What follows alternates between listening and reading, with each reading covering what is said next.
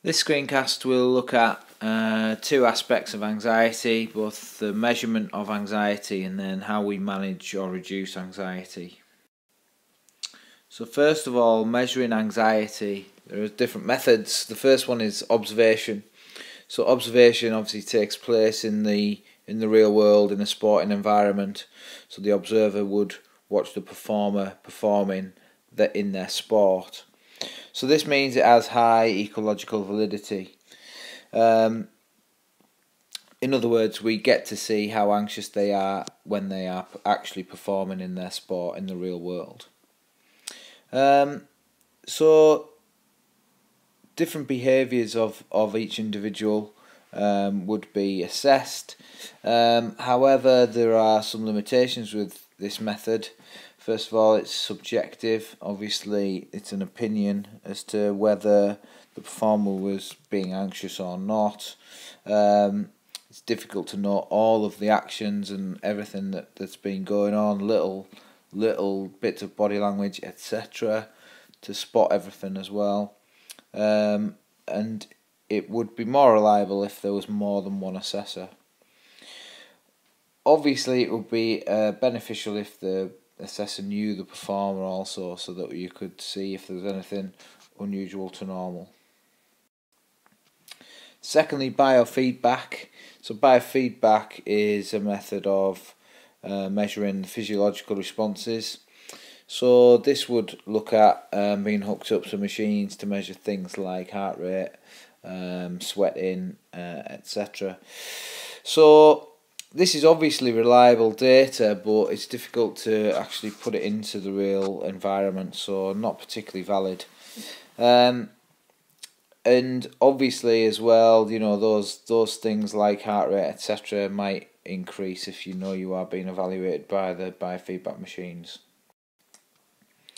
Lastly, the self-report questionnaire. So questionnaires are probably the most common method of observation.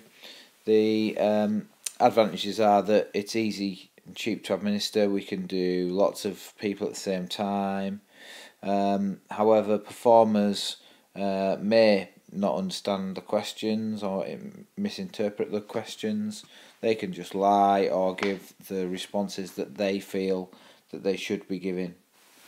And it has a lack of ecological validity because the performer is sat in the classroom or sat at a desk with a piece of paper and not actually out there in the sporting world. So, three main examples of questionnaires. Firstly, the STAI. This measures state anxiety as well as trait anxiety, and that's done separately. So there's two measures, one for state and one for trait. Ask questions, and the 20 statements for trait anxiety, 20 statements for state. And they're fairly generic, so in other words, they are not sport-specific questions. The SCAT test, it measures trait anxiety, and therefore it's a valid predictor of state anxiety, because obviously trait anxiety affects state anxiety. 15 questions, and this time the SCAT test are sport-specific questions. So it's about the pre-competitive environment, how you are feeling in that build-up to the competition. And it's to make the results more reliable, we should complete it several times. The CSAI-2 measures both somatic and cognitive anxiety, so it gives separate measures for those two types of anxiety, as well as a third measure for confidence as being the opposite of cognitive anxiety. So 9 questions referring to each of those three measures, and you are supposed to complete the questionnaire in different time spells leading up to a competition. The good thing about this questionnaire is that we can identify particular areas of weakness. In other words, is it cognitive or somatic anxiety that is the issue? So that might lead us on to looking at anxiety management. So, and this matching hypothesis is something that would be useful to come on the back of the CSAI-2, where we might have got a score about somatic anxiety or cognitive anxiety being the problem. We could then match the treatment to that particular type of anxiety. In other words, we should use cognitive techniques for cognitive anxiety, and we should use somatic techniques for somatic anxiety. So firstly, some general principles. The fact that there are cognitive and somatic techniques, as has been mentioned. One thing that we can do is try to distract the performer away from the anxiety. Another thing is to occupy the mind with something different, so try to think about something else. And obviously these techniques all need to be learned. So firstly, cognitive techniques will mainly look at imagery, thought stopping, self-talk, attentional control, and goal setting, which we won't look into in any real detail here because goal setting is a topic by itself, but goal setting can be something that we can reduce anxiety with, particularly if we set performance goals and focus on our performance or process goals. But as well, if we look at obviously setting the smarter goals and particularly making things achievable. So first cognitive technique is thought stopping. So this is either using a mental or physical action, and it could be a word or an actual action. So it could be that a clenched fist is the thing that stops the thought, or it could be an actual word. So this redirects attention onto positive things, so we can get rid of the anxiety that way. So an example of a keyword might be to focus. So the performer would either do the action or say the word in their head in order to stop the negative thoughts coming into their head. Obviously, it needs to be practiced. Self-talk is about putting in some positive thoughts instead of those negative thoughts that might be creeping in with anxiety. So it's trying to break that bad habit. So it could be that those words like stop or no is said to remind yourselves of some of the key aspects of technique as well. So it could be like to drive or to jump or to get out there or whatever it might be, so that I start to concentrate on the things that I should be concentrating on. I need to, as a performer, I need to learn how to get concentrating on my own techniques and on my own thoughts here. So an example of this could be that saying to yourself that the nerves that you're undertaking are actually positive. Next is imagery. So this is about mental pictures, or we could be imagining a performance, or the other way is that we could imagine not being there and being somewhere completely different. So two types of imagery. Firstly, internal. So that's creating the feeling of the actual movement. And the internal imagery will be seen through your own eyes. So what you would see if you were actually performing. External imagery is slightly different, so this is where you would see yourself doing the movement. In other words, it would be more like seeing yourself on the TV or on a video. So from outside of your own eyes, but like from somebody else's point of view. There are different advantages of each, but internal is seen to be better in terms of getting the feel of the movement. But external might be quite good for learning new skills or adapting techniques. So the idea obviously is that we lock in on a perfect performance, and that reduces the anxiety because the image has to be positive. We need to imagine ourselves performing well.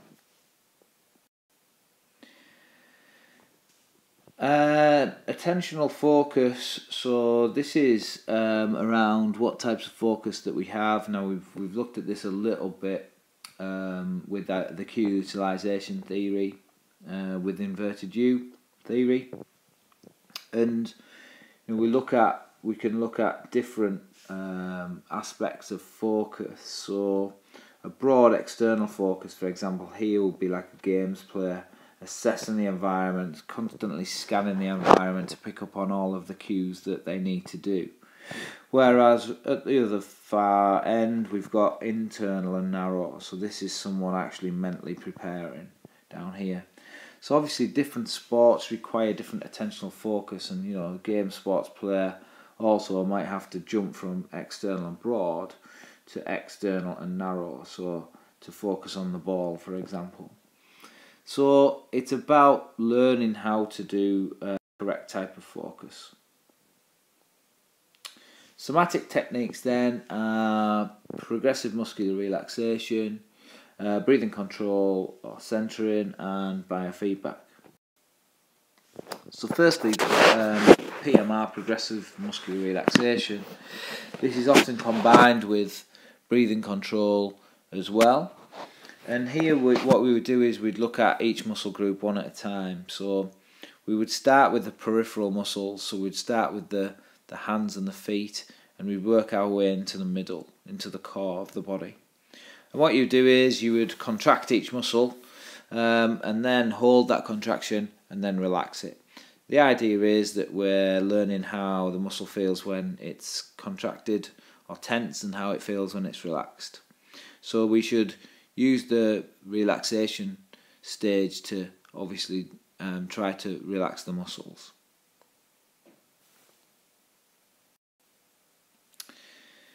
Centering and breathing control kind of go together. So the breathing control is that we would try to get deep breathing.